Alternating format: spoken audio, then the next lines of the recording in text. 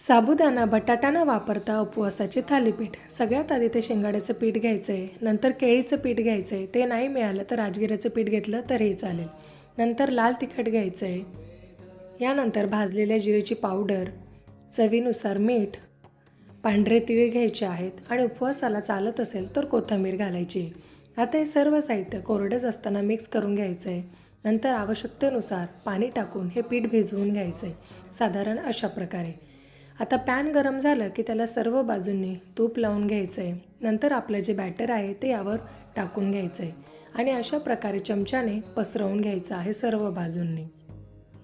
आता याला मध्यभागी होल करायचं आहे आणि त्यात थोडंसं तूप सोडायचं आहे, म्हणजे आतूनसुद्धा थालीपीठ खूप छान क्रिस्पी होतात. आता कढा सोडल्यावरच हे थालीपीठ दोन्ही बाजूंनी पलटवून व्यवस्थित शेकून घ्यायचं आहे. आता अशा प्रकारे आपले सर्व थालीपीठ खाण्यासाठी तयार आहे.